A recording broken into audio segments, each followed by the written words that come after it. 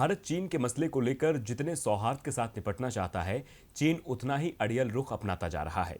चीन को यह शांतिपूर्ण तरीका रास नहीं आ रहा, तभी तो चीन बार बार भारत की सरजमी पर घुसपैठ करने की कोशिश कर रहा है और नाकाम हो जाने पर भारत को धमकी दे रहा है। तो भारत को क्या धमकी दी है चीन ने, इस रिपोर्ट में देखिए। बीते कुछ महीनों से चीन के साथ भारत के संबंध तनावपूर्ण चल रहे हैं।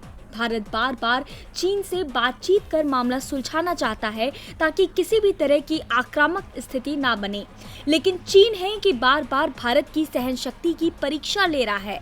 चीन के सैनिकों ने 29 और 30 अगस्त की रात लद्दाख के पैंगोंग झील के किनारे घुसपैठ का प्रयास किया था, जिसके बाद भारतीय सैनिकों ने उन्हें खदेड़ दिया। इस घटना से बौखलाए चीन ने अब तल्ख रवैया अपनाना शुरू कर दिया है।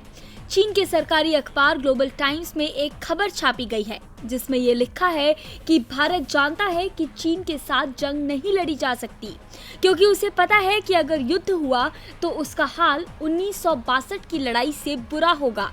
रिपोर्ट में ये भी कहा गया है कि भारतीय प्रधानमंत्री नरेंद्र मोदी ने शुक्रवार को ये कहा था कि उनकी सरकार ने सशस्त्र बलों का कोई भी आवश्यक एक्शन लेने की पूरी आजादी दी है।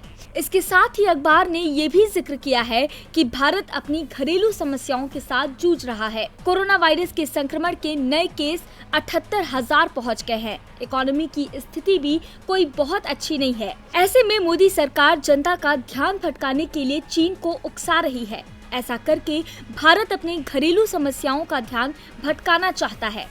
ऐसे में चीन की 1962 की धमकी को देखकर ये कहा जा सकता है कि घुसपैठ में नाकाम चीन अब धमकी देकर खिसियाहट दूर कर रहा है, क्योंकि 1962 के भारत से आज का भारत काफी बदल चुका है।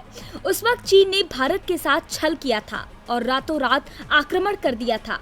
उस वक्त भारत के सैनिक इस आकस्मिक युद्ध के लिए तैयार नहीं थे, लेकिन आज का भारत ईंट का जवाब पत्थर से देना जानता है और चीन को उसी की भाषा में सबक सिखाने में कतई पीछे नहीं हटेगा। हालांकि चीन की धमकी सुनकर ये कहा जा सकता है कि वो अपनी खिसियाहट दूर कर रहा है और ये बात दोनों देश बहुत अच्छी तरह जानते हैं कि युद्ध की स्थिति दोनों के लिए ही नुकसानदायक है। डीबी लाइव की रिपोर्ट।